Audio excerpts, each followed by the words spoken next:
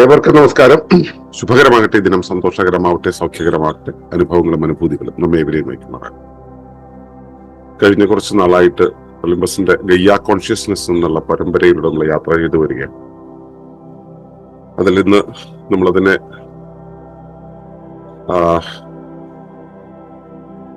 അവസാനിപ്പിക്കുമ്പോൾ പറയാനുള്ളത് ഇതാണ്: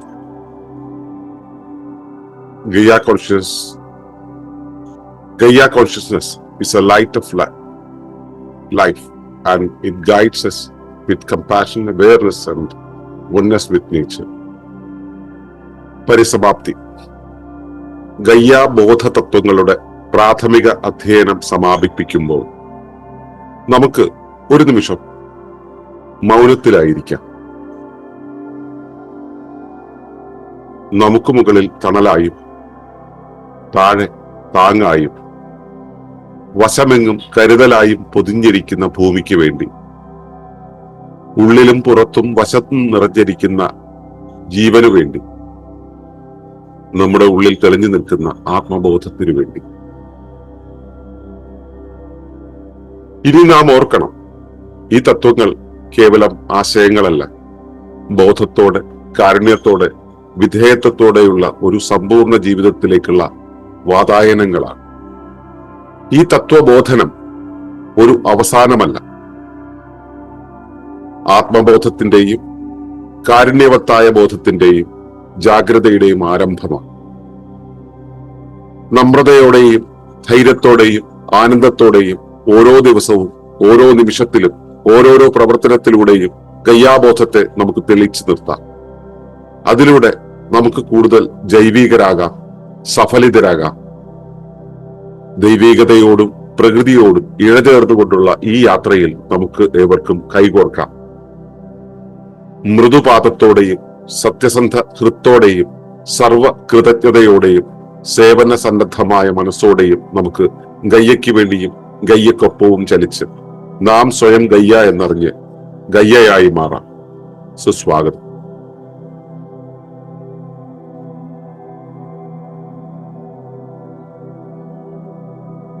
അങ്ങനെ ഈ യാത്ര ഇവിടെ അവസാനിക്കുകയാണ് എന്നല്ല, ആരംഭിക്കുകയാണ് എന്നാണ് നമ്മൾ മനസ്സിലാക്കേണ്ടത്. അവിടെ നമ്മൾ വാചാലരാകുന്നതിനു പകരം കുറച്ചു മൗനത്തിലാകുന്നതല്ലേ നല്ലത്? നമ്മുടെ കർമ്മങ്ങളുടെ വാചാലത കൊണ്ടാണ് നമ്മൾ പ്രകൃതിയുടെ നിയമങ്ങളെ, ഭൂമിയുടെ നിയമങ്ങളെ, ജീവന്റെ നിയമങ്ങളെ അറിയാതെ പോയത്, അറിയാതെ പോകുന്നത്. അവിടെ കർമ്മങ്ങൾക്ക് മൗനം സങ്കല്പിക്കുമ്പോൾ പ്രകൃതിയുടെ നിയമങ്ങളെ ശരിയാം വിധം അനുഭവിച്ചറിയാനുള്ള, ആനുഭൂതികമായി അറിയാനുള്ള ഒരു വഴിയാണ് തുറക്കുന്നത്. അവളെ നമ്മൾ മനസ്സിലാക്കേണ്ടത് നമുക്ക് മുകളിൽ തണലായി നിൽക്കുന്നു എന്ന രൂപത്തിലാണ്. നമുക്ക് മുകളിൽ പരന്നു കിടക്കുന്ന ഒരാകാശമുണ്ടല്ലോ. ആകാശം എന്ന് പറയുമ്പോൾ ഭൗതികമായി നമുക്ക് തെളിഞ്ഞു കാണുന്ന നീലാകാശമോ അവിടെയുള്ള മേഘങ്ങളോ മാത്രമല്ല. അതിനും മുകളിലേക്ക് പരന്നു കിടക്കുന്ന അന്തരീക്ഷം. കുറച്ചുകൂടെ വിപുലമായ അർത്ഥത്തിൽ പറഞ്ഞാൽ, ഈ പ്രപഞ്ചം തന്നെ ഉരുവായതും നിലനിൽക്കുന്നതുമായിട്ടുള്ള നാദപൂർണമായ ആകാശം. ആ ആകാശത്തിലാണ് നാമും ഈ പ്രപഞ്ചവും എല്ലാം തന്നെ നിൽക്കുന്നത്.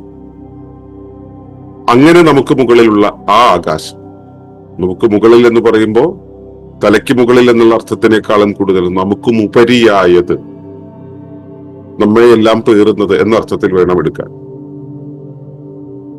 അതുപോലെ നമുക്ക് താഴെയും ഈ ഭൂമിയുണ്ട്.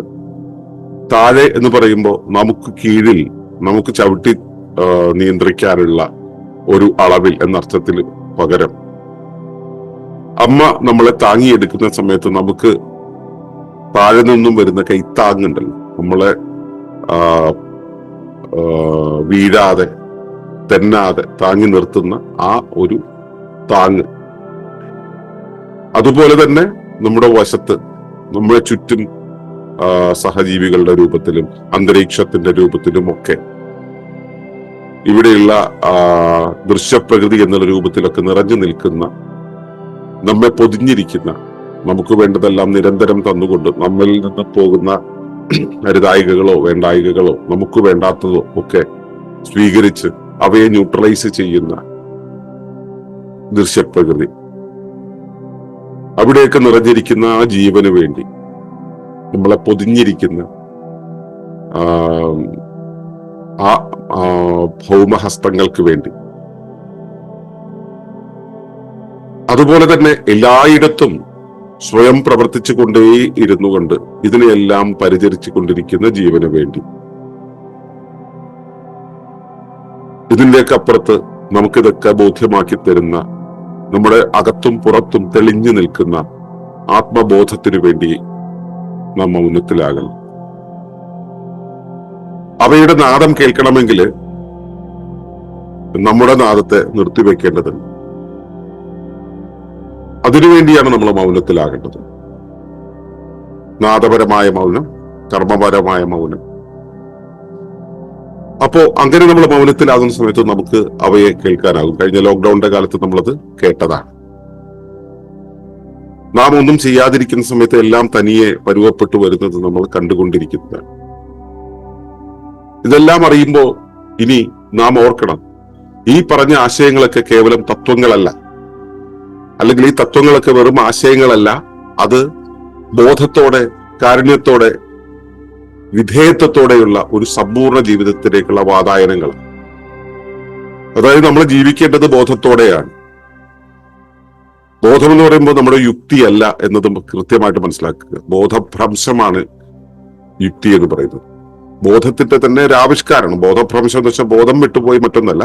ബോധം പുതിയൊരു രൂപം കൈക്കൊണ്ട് പുതിയൊരു സാധ്യത തേടുന്ന ഒരവസ്ഥയാണ് യുക്തി എന്ന് പറയുന്നത്. ഇവിടെ സാധ്യതകൾക്കുള്ള ഒരു സാധ്യത നാം ഉരുവാക്കുന്നതാണ്, നമ്മൾ സങ്കല്പിച്ച് ഉരുവാക്കണം. ആ സങ്കല്പത്തിന് ശക്തിയുണ്ട്. ആ സങ്കല്പ ശക്തിയാണ് ഇന്ന് ലോകത്തെ മുഴുവൻ ഇങ്ങനെ പടുത്തുയർത്തി നിൽക്കുന്നത്. നമ്മളെ വിദ്യയിലൂടെ കൊണ്ടുപോയി, പല നിർമ്മിതികളിലൂടെ കൊണ്ടുപോയി, പല അകലകളിലേക്ക് കൊണ്ടുപോയത് ഇതാണ്. നാം സുരക്ഷിതരായി നിന്നിരുന്ന ഒരു അവസ്ഥയിൽ നിന്ന് നമ്മളെ വേറിട്ട് ദൂരെ കൊണ്ടുപോയത് ആ യുക്തിയാണ്. അപ്പോ ആ യുക്തി നമ്മളെ വഴിതിരിക്കുന്നുണ്ടെങ്കിൽ തിരിച്ചു വരുവാനും അതേ യുക്തി ഉപയോഗിച്ച് തന്നെ നമുക്ക് നിലനിൽക്കുവാനാകും, അല്ലെങ്കിൽ ഉപയോഗിക്കുവാനാകും, തിരിച്ചു കൊണ്ടുവരാൻ കഴിയും. അവിടെ നമ്മൾ എത്തിച്ചേരേണ്ടുന്ന ഇടം തന്നെയാണ് ഈ ബോധം എന്ന് പറയുന്നത്. ബോധത്തിന്റെ വഴിയിൽ നിന്നും മാറി യാത്ര ചെയ്തിട്ടുണ്ടെങ്കിൽ തിരിച്ചു കൊണ്ടുവരുവാനുള്ള യുക്തി ഉപയോഗിച്ച് ബോധത്തിലേക്ക് തിരികെ എത്തുക എന്നുള്ളത്. അവിടെ നമുക്ക് വേണ്ടുന്ന ഒരു പ്രാഥമിക വികാരം എന്ന് പറയുന്നത് കാരുണ്യമാണ്. കാരുണ്യം എന്ന് പറയുന്നത് നമുക്ക് വശത്തുമുള്ള, നമുക്ക് മുകളിലും താഴെയുമുള്ള സർവ്വതിനോടും അനുരൂപപ്പെടാനുള്ള ഹൃദ്യംഗമായ വികാരമാണ്. അവയോടെല്ലാം തന്നെ എങ്ങും പരിക്കില്ലാതെ യോജിക്കുവാനുള്ള പ്രവണതയാണ്, അതിനുള്ള ചോദനയാണ് കാരുണ്യം എന്ന് പറയുന്നത്. നമ്മൾ അങ്ങോട്ടേക്ക് കൊടുക്കുമ്പോൾ കരുണയാണ് വേണ്ടതെങ്കിൽ ഇങ്ങോട്ടേക്ക് വരുന്ന സമയത്ത് വേണ്ടുന്നത് വിധേയത്വമാണ്. നമ്മളോട് അനുരൂപപ്പെടാൻ വരുന്നതിനോടൊക്കെയുള്ള വിധേയത്വം, പ്രകൃതി നൽകുന്ന ദാനങ്ങളോടുള്ള വിധേയത്വം, പ്രകൃതി നമുക്ക് നൽകിക്കൊണ്ടേയിരിക്കുന്ന അനുഭവങ്ങൾ, അത് നല്ല അനുഭവങ്ങളാണെങ്കിലും ചീത്ത അനുഭവങ്ങളാണെന്ന് നമ്മൾ വിലയിരുത്തിയാലും അവയെ സ്വീകരിക്കാനും കടത്തിവിടുവാനുമുള്ള വിധേയത്വം. അങ്ങനെ ബോധത്തോടെയും കാരുണ്യത്തോടെയും വിധേയത്വത്തോടുമുള്ള ഒരു സമ്പൂർണ്ണ ജീവിതത്തിലേക്കുള്ള വാതായനങ്ങളാണ്. അതെന്തിന് എന്ന് പറഞ്ഞു തന്ന് നമുക്ക് മുന്നിൽ ഒരു വലിയ തുറവിയായി നിൽക്കുന്നതാണ് ഈ തത്വങ്ങൾ എന്ന് പറയുന്നത്. ഈ തത്വബോധനം പറഞ്ഞവസാനിപ്പിക്കുമ്പോൾ സത്യത്തിൽ ഇത് അവസാനിക്കലല്ല, ആത്മബോധത്തിന്റെ അതുപോലെ തന്നെ കാരുണ്യവത്തായ ബോധത്തിന്റെ ജാഗ്രതയുടെ ഒരു വഴിയിലേക്കുള്ള ആരംഭമാണ്. ആത്മബോധം എന്ന് പറയുമ്പോൾ ഞാൻ എന്താണ്, എവിടെയാണ്, എങ്ങനെയാണ്, എന്റെ ദൗത്യം എത്രയാണ്, എന്റെ കർമ്മം എത്രയാണ്, എന്റെ കർമ്മ ബാധ്യതകൾ എത്രത്തോളമാണ്, ഞാൻ എന്തിനെയെല്ലാം കരുതേണ്ടതുണ്ട് എന്നുള്ളതിനെ കുറിച്ചുള്ള ബോധമാണ് ആത്മബോധം എന്ന് പറയുന്നത്. ഞാൻ എന്ത് ഏതെന്നുള്ളതിനെ കുറിച്ച് കുറെ ഡെഫിനിഷൻ ഉണ്ടാക്കി വെച്ചിട്ട് കാര്യമില്ല. ഇത് പ്രായോഗികമായ ബോധമായിരിക്കണം. ആ പ്രായോഗിക ബോധം എന്ന് പറയുന്നത് നമ്മൾ എന്തിനെവിടെ എത്രത്തോളം എന്നുള്ളതിനെ കുറിച്ചുള്ള തിരിച്ചറിവ്. എന്റെ സാധ്യതകളെ നമുക്ക് തിരിച്ചറിഞ്ഞാൽ നമുക്ക് വികസിച്ചു പോകാം. എന്റെ പരിമിതികളെ അറിയുന്ന സമയത്ത് നമുക്ക് അതിനകത്ത് ഒതുങ്ങി നിൽക്കാം. പക്ഷെ എന്റെ ദൗത്യത്തെ അറിയുന്ന സമയത്ത് ഞാൻ എവിടെയെല്ലാം കരുതലോടെ കൈകാര്യം ചെയ്യണമെന്ന് ഒരു കൊച്ചു കുഞ്ഞിനെ എടുക്കുമ്പോൾ നമ്മൾ എന്ത് കരുതലോടുകൂടി എടുക്കണമോ അതുപോലെ നമ്മുടെ ശരീരത്തെ പ്രകൃതിയിലേക്ക് വെക്കുമ്പോൾ, പ്രകൃതിയെ നമ്മിലേക്ക് ചേർത്ത് നിർത്തുമ്പോൾ ഈ ഒരു കരുതൽ, വാത്സല്യം, കരുണ എന്നിവയുണ്ടായിരിക്കണം. ഈ ബോധമാണ് ആത്മബോധം എന്ന് ഞാൻ ഇവിടെ ഉദ്ദേശിച്ചത്. ആ ആത്മബോധത്തോടു കൂടി കാരുണ്യവത്തായ ബോധത്തിന്റെ ഒരു വഴിയിലേക്ക്, അല്ലെങ്കിൽ ജാഗ്രതയുടെ ഒരു വഴിയിലേക്ക്, ഉണർന്നിരിക്കുന്ന, എല്ലാം തുറന്ന് കണ്ടുകൊണ്ടിരിക്കുന്ന, എല്ലാം അറിഞ്ഞുകൊണ്ടേ ആയിരിക്കുന്ന, എന്നാൽ മൗനത്തിലായിരിക്കുന്ന ആ ഒരു യാത്രയുടെ ആരംഭമാണ്. നമ്രതയോടെ, ധൈര്യത്തോടെ, ആനന്ദത്തോടെ ഓരോ ദിവസവും, ഓരോ നിമിഷവും, ഓരോ പ്രവർത്തനങ്ങളിലൂടെയും ഗയ്യാബോധത്തെ നമുക്ക് തെളിച്ചു നിർത്തും. നമ്മിലേക്ക് വന്നു ചേരുന്നതിനോട്, നമ്മുടെ മുന്നിലെത്തുന്നതിനോട് നമുക്ക് നമ്രശീർഷരായി നിൽക്കാനുള്ള ആ ഒരു വഴക്കം വേണം. അതിനോട് ആദരവ് വേണം. ആദരവ് മാത്രം പോരാ, അതിനെ അതുപോലെ നേരിടാനുള്ള ധൈര്യം വേണം. ഭയപ്പെടേണ്ട കാര്യമില്ല. അതിൽ നമുക്ക് ആനന്ദം കണ്ടെത്താൻ പറ്റണം. അതിനോട് ചേർന്ന് നിൽക്കുന്ന ആനന്ദം കണ്ടെത്താൻ പറ്റണം. അങ്ങനെ ഓരോ ദിവസവും നമുക്ക് ചെയ്യാൻ പറ്റണം. ഓരോ നിമിഷത്തിലും ചെയ്യണം. ഓരോ പ്രവൃത്തിയിലും ഉണ്ടായിരിക്കണം. അതിലൂടെയാണ് നമ്മൾ ഇത്രയും ദിവസം പഠിച്ച ഗയ്യാബോധത്തെ തെളിച്ചു നിർത്തേണ്ടത്. അത് ഉണർന്നു നിൽക്കണം. നമ്മുടെ ഉള്ളിൽ ഓരോ നിമിഷത്തിലും ഉണർന്നു നിൽക്കണം. ഞാൻ അതിന് എന്റെ ക്രിയാരീതിയുടെ വഴിയിൽ പറയുന്ന പേര് സദാഗതി എന്ന. ഗതി, നമ്മുടെ പ്രാണ സാധന ചെയ്യുന്നത് സദാ ചെയ്യുന്ന ഒരവസ്ഥ, സദാ ഈ ബോധത്തിലായിരിക്കുന്ന, സദാ ശ്രദ്ധയിലായിരിക്കുന്ന ഒരവസ്ഥ. അതിലൂടെ നമുക്ക് കൂടുതൽ ജൈവികരാകാൻ കഴിയും. എന്നുവെച്ചാൽ സ്വയം പ്രവർത്തനത്തിന്റെ ഒരു പശ്ചാത്തലമായി, ഒരു പ്ലാറ്റ്ഫോമായിട്ട് നമുക്ക് നിൽക്കാൻ കഴിയും. നമുക്കതിന് വഴങ്ങിക്കൊടുക്കാൻ കഴിയും. അതിലൂടെ നമുക്ക് ജീവിതത്തെ സഫലമാക്കാനാകും. നമ്മുടെ ജീവിത ധർമ്മം എന്തോ അത് നടപ്പിലാക്കാനാകും. ഇവിടെ നമ്മൾ ചേർന്ന് നിൽക്കുന്നത് പ്രകൃതിയോടാണ്. കേവല പ്രകൃതി മാത്രമാണോ? അല്ല, അത് ദൈവീകതയാണ്. ദൈവികതയെ നമ്മൾ നമ്മുടെ ഈ ഭാഷയിൽ പറയുമ്പോൾ അതിജൈവീകതയാണെന്ന് പറയാം. സ്വയം പ്രവർത്തിക്കുന്നത് മാത്രമല്ല, ചുറ്റുമുള്ളതിനോട് കരുണയോടെ ജ്യോതിസായി നിന്നുകൊണ്ട് എല്ലാത്തിനെയും തെളിച്ചു തരുന്ന, വഴി തെളിയിച്ചു കൊണ്ടുപോകുന്ന, സുരക്ഷിതരാക്കുന്ന, ഓരോ വീഴ്ചയിലും ഓടി വന്ന് താങ്ങിയെടുക്കുന്ന ആ ഒരു വിശുദ്ധമായിട്ടുള്ള ജീവൻ.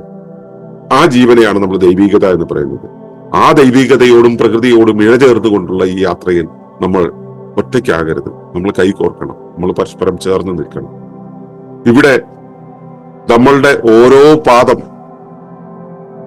മുന്നോട്ട് വയ്ക്കുമ്പോഴും അത് മൃദുവായിരിക്കണം. മൃദുപാദങ്ങൾ എന്ന് പറയുന്നത് നമ്മൾ മുൻപോട്ട് വയ്ക്കുന്ന ഓരോ കാലടിയിലും അത് ആഘാതമില്ലാതെ ആക്കാൻ, ലെസ് ഫുട് പ്രിന്റ് ഉണ്ടാക്കാനായിട്ടുള്ള ശ്രമം ബോധപൂർവമായി നമ്മളിൽ ഉണ്ടാകണം. അതാണ് മൃദുപാദത്തോടെയും സത്യസന്ധമായ ഹൃത്തോടെയും സർവകൃതജ്ഞതയോടെയും നമുക്ക് പോകാൻ കഴിയണമെന്ന് പറയുന്നത്. സത്യസന്ധത എന്ന് പറയുന്നത് നമ്മൾ മറ്റുള്ളവരോട് കാണിക്കേണ്ട ഒന്നല്ല, നമുക്ക് നമ്മളോട് തന്നെ കാണിക്കേണ്ടതാണ്. നമ്മളായിരിക്കണം. നമ്മൾ ഏതെങ്കിലും ആശയത്തിന്റെ, പ്രേരണയുടെ, ഏതെങ്കിലും ഒരു ടീച്ചിങ്ങിന്റെ, മനുഷ്യയുക്തിയുടെ വഴിയിലേക്ക് നമ്മൾ വഴിമാറിപ്പോകരുത്. അതുകൊണ്ടാണ് സത്യസന്ധമായ ഹൃത്തോടു കൂടി വേണം എന്ന് പറയുന്നത്.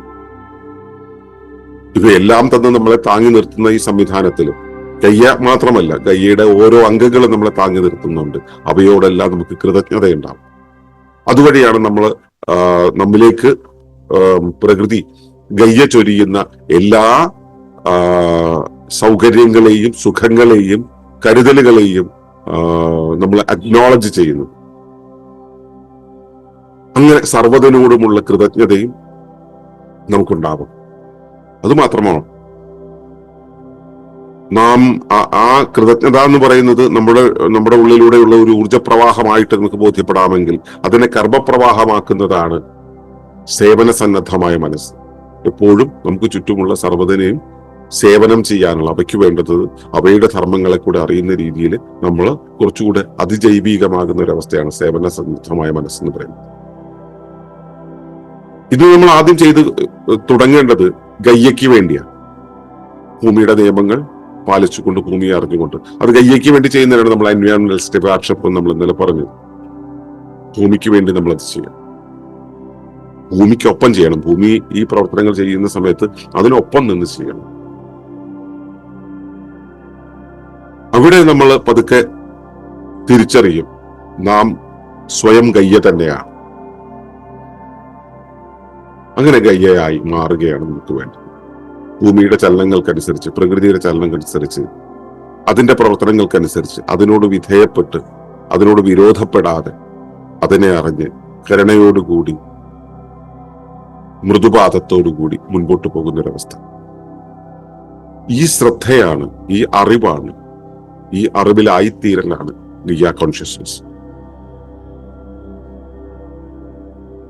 ആ ബോധം ജീവിതത്തിന്റെ ഓരോ നിമിഷത്തിലും സദാഗതിയായി കൂടെ ഉണ്ടാകട്ടെ എന്ന് പ്രാർത്ഥിച്ചുകൊണ്ട് നിർത്തുന്നു. ഈ വഴിയിലേക്ക് നിങ്ങളെ ഏവരെയും സ്വാഗതം ചെയ്യുന്നു. സന്തോഷം. നന്ദി. നമസ്കാരം.